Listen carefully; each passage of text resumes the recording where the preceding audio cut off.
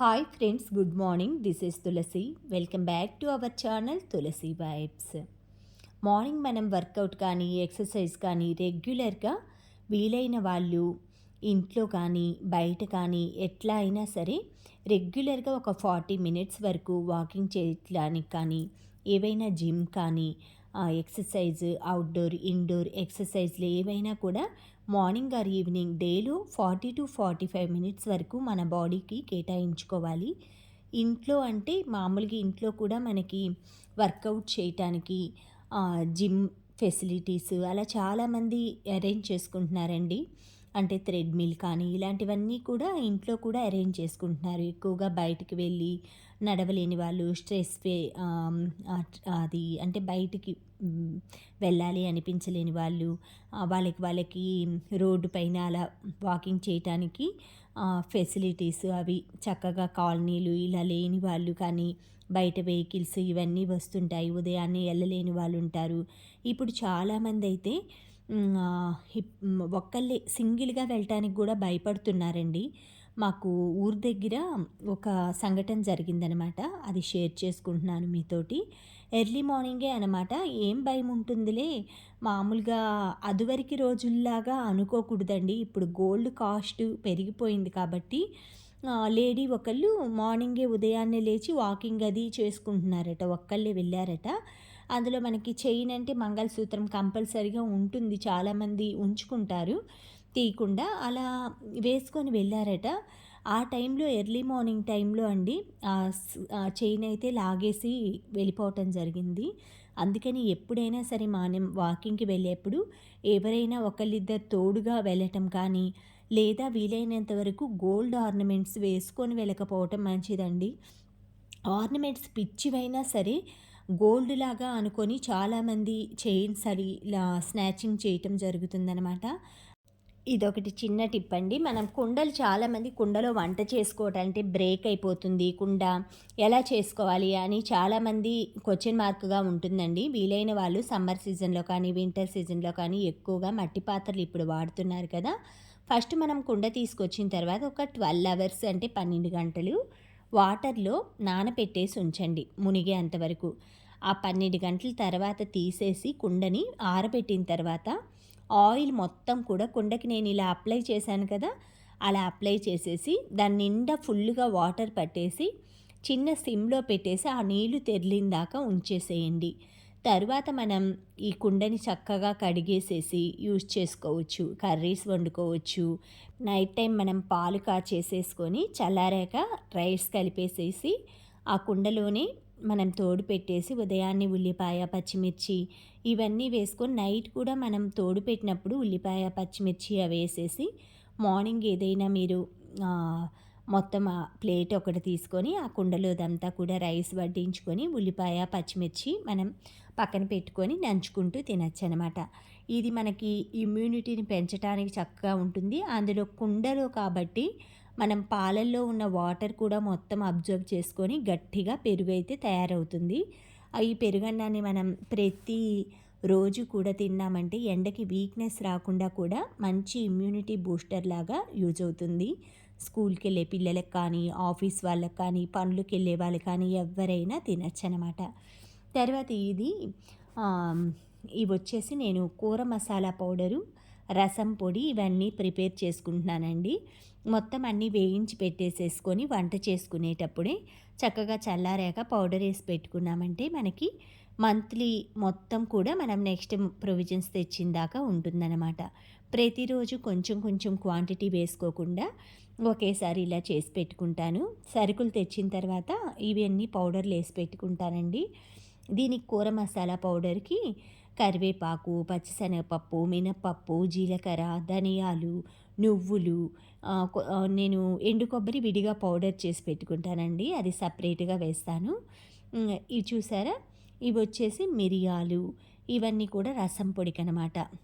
ధనియాలు జీలకర్ర ఎండుమిర్చి కందిపప్పు ఇవన్నీ కూడా రసం పొడికి. ఈలోపు పప్పుచారు కూడా అయిపోయినాయి. మాకు ఇవి ఒంగోలు ఫేమస్ అండి పప్పుచారు.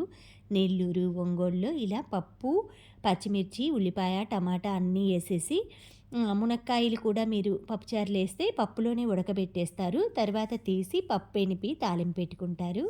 ఇవన్నీ కూడా వేయించి పెట్టుకున్నాను. ఇది రసం పొడి అనమాట. ఇందులో కందిపప్పు, ధనియాలు, జీలకర్ర, మిరియాలు, ఎండుమిర్చి, కరివేపాకు, కొంచెం ఇంగువ కూడా వేసుకుంటారు. నేనైతే రసం తెరిలేటప్పుడు వేసుకుంటాను. మొత్తం చక్కగా వేయించి పెట్టుకున్నామంటే మనకెప్పుడు కావాలంటే అప్పుడు ఈ రసం కానీ ఏదైనా కూడా ఇన్‌స్టెంట్‌గా తొందరగా అయిపోతుందనమాట. గోరుచిక్కుడుకాయ ఫ్రై చేస్తున్నాను. దీంట్లో కూడా ఇప్పుడు తయారు చేసిన కూర పౌడర్ వేస్తాననమాట. చిక్కుడుకాయలు బాయిల్ అయిపోంగానే ఉప్పేసి ఉడకపెట్టుకోవాలి. తర్వాత పోపు వేసేసి చిక్కుడుకాయలు పిండేసి ఇందులో వేసుకొని కరివేపాకు, వెల్లుల్లి ఇవన్నీ వేస్తాను. తర్వాత ఎండు కొబ్బరి పొడి అయితే విడిగా వేసుకుంటానండి. తర్వాత దీంట్లోకి కూర మసాలా పౌడర్ అనమాట. ఇందాక చెప్పాను కదా! ఆ పౌడర్ అయితే ఒక 2 టేబుల్ స్పూన్ వేసుకుంటాను. మంచి టేస్ట్ వస్తుంది.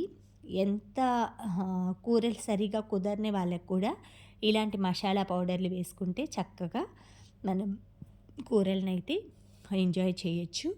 తర్వాత నువ్వులు ఇవి కూడా చాలా బావుంటుందండి. ఉత్త నువ్వులు కూడా నేను పౌడర్ చేసి పెట్టుకుంటాను. అవిసె గింజలు కూడా పౌడర్ చేసుకుంటాను.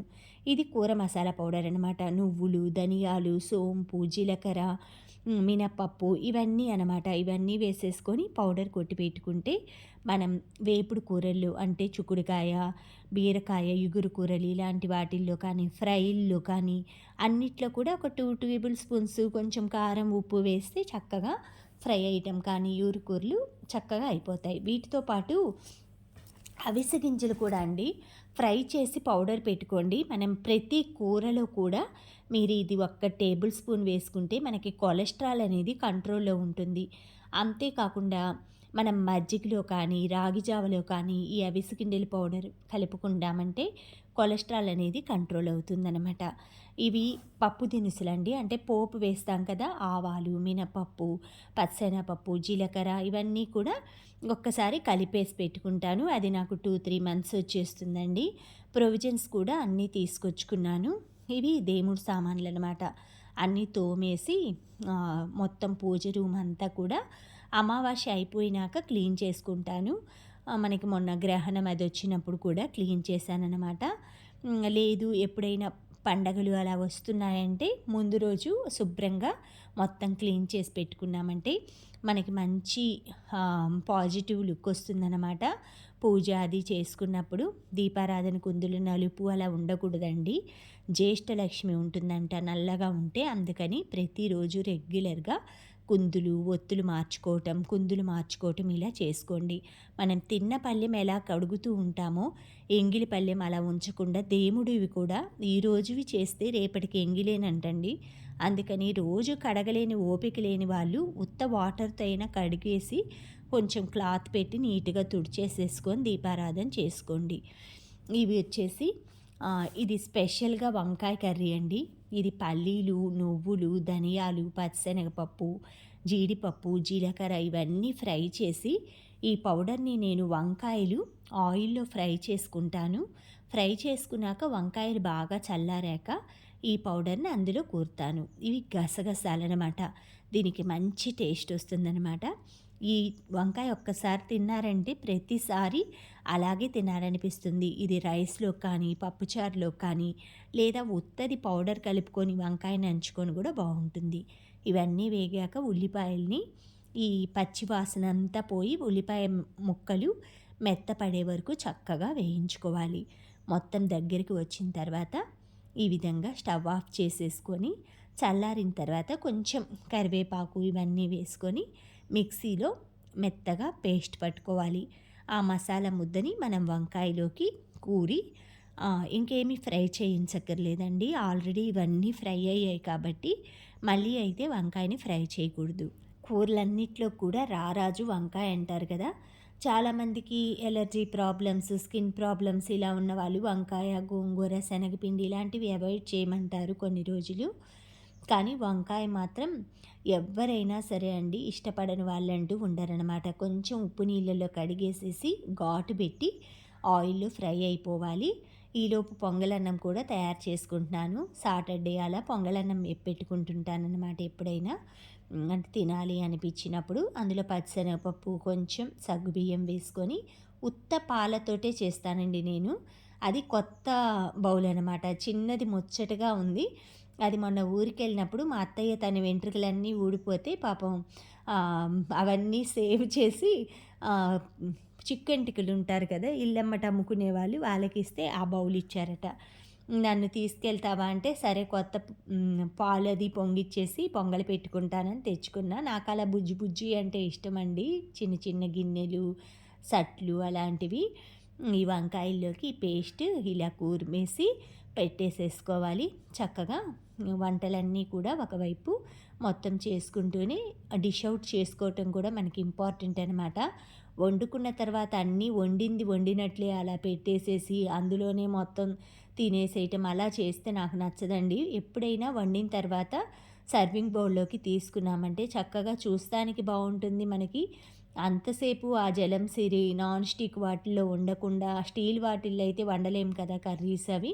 అందులో ఉండకుండా మనం డిష్ అవుట్ చేసుకుంటే చక్కగా స్టీల్ బౌల్స్‌లోకి తినటానికి బావుంటుంది. ఇది చూసారు కదా! పొంగలి ఇవన్నీ డిష్ అవుట్ చేసుకున్నాయి. బెండకాయ, వంకాయ మొత్తం అన్నీ కూడా చేసుకున్నాను. తర్వాత చిక్కుడుకాయ ఫ్రై వేగుతుంది. అన్నీ కొంచెం కొంచెం క్వాంటిటీ అంటే 2 పూట్లకి చేస్తున్నాను. ఇదంతా కూడా ఒకరోజు వండినవనమాట. పెరుగు కూడా తోడుకుంది. ఇదొచ్చేసి అల్లం చట్నీ అనమాట. పెరుగన్నంలో అలా నంచుకోవటానికి. అది ఊరగాయ పచ్చడండి. అల్లం చట్నీ చాలా బావుంది. ఇవొచ్చేసి బెండకాయలు కొంచెం 4 బెండకాయలుంటే కొంచెం పులుసు పెడుతున్నాను. అప్పుడప్పుడు పనామకు కానీ అలా కొంచెం కూర అది పెట్టమన్నప్పుడు పెడతానండి. అందుకే కొంచెం 4 రకాల కూరలు కొంచెం కొంచెం క్వాంటిటీ చేస్తాను. మా ఫ్రెండ్స్‌తో పాటు హోలీకి వెళ్ళాననమాట. హోలీలో ఇలా కొన్ని కొన్ని ఏర్పాటు చేశారండి. అన్ని పిక్స్ దిగాము. చక్కగా ఇలా వాటర్‌లో ఎంజాయ్ చేశామనమాట. ఫుల్లుగా వాటర్‌లో అయితే అంత చక్కగా అంటే వాటర్‌లో అంటే ట్యాంక్ తెచ్చేసి వాటర్ ట్యాంక్, ఫైర్ ట్యాంక్ మొత్తం పెడతారనమాట. రెయిన్ డాన్స్ లాగా. తర్వాత వెన్నపూస 10 డేస్‌కోసారి నేను ఇలా కలెక్ట్ చేసేసి పెట్టుకుంటా. పాల మీద మేగడని. దాన్ని మిక్సీలో శనివారం రోజు అలాగా వెన్నని మొత్తం అంతా కూడా క్లీన్ చేసేసి నెయ్యినైతే ప్రిపేర్ చేసుకుంటానండి. మొత్తం శుభ్రంగా మనం అన్ని రోజులు స్టాక్ పెడతాం కదా! ఒక 10 డేస్ ఒక 4, 5 టైమ్స్ అయితే వాటర్‌లో మంచిగా కడిగేసుకోవాలి. ఈలోపు తోటకూర కూడా తరిగి పెట్టుకున్నా. ఇది తర్వాత రోజనమాట. నెక్స్ట్ డే వ్లాగ్ సాటర్డే రోజు మునగాకు నెయ్యి తయారు చేస్తున్నాను. మొత్తం అంతా కూడా తోటకూర తరిగేసి పెట్టానండి. అది ఈరోజు చేయను. శనివారం రోజు ఆకుకూరలు అవి వండకూడదంటారు కదా! అందుకనమాట. ఇవి వచ్చేసి అనూస్ బ్లాక్ హెన్నా అనమాట. మామూలు రెడ్ హెన్నా కూడా ఉంటుంది. బ్లాక్ హెన్నా ఏంటంటే మనం ఇన్‌స్టంట్‌గా కలిపేసుకొని పెట్టుకోవటం. ఇదేమి కొలాబరేషన్ వీడియో కాదండి. నా హెయిర్‌కి బాగా సూట్ అవుతుందనమాట ఈ హెన్నా. అందుకే చూపిస్తున్నా. తర్వాత ఇవి నేతి బొబ్బట్లనమాట. మాకు తెలిసిన వాళ్ళుంటే పంపించారు. అవన్నీ మొత్తం అంతా కూడా ఒక టిన్ లాగా ఉంటుందనమాట. ఆ బొబ్బట్లు అవన్నీ కూడా టిన్ అయితే తెప్పించారు విజయవాడ నుంచి. అవి ఒక ప్యాకెట్ అయితే పంపించారనమాట. చాలా బాగున్నాయండి. అసలు నోట్లో పెట్టుకుంటేనే మెల్ట్ అయిపోతున్నాయి. తర్వాత ఆఫ్టర్‌నూన్ టైం అయితే కప్‌బోర్డ్‌లు, కిచెన్ అంతా కూడా క్లీన్ అయిందండి. స్టోర్ రూము, కిచెన్ మొత్తం సర్దేశాను. నాకెందుకో అలా ఇల్లంతా ఒకసారి సర్దాలనిపించింది. ఎందుకంటే చెదలొస్తుందనమాట మా దగ్గర ఉన్న చాలామందికి. ఊరికే డోర్స్ చూస్తానికి బానే ఉంటున్నాయి. లోపలంతా పాడవుతుందట. అందుకే ఒకసారి మొత్తం అంతా చెక్ చేద్దామనేసి న్యూస్ పేపర్లు ఇవన్నీ తీసేసి ప్లాస్టిక్ రోళ్ళు కొనుక్కొచ్చాననమాట.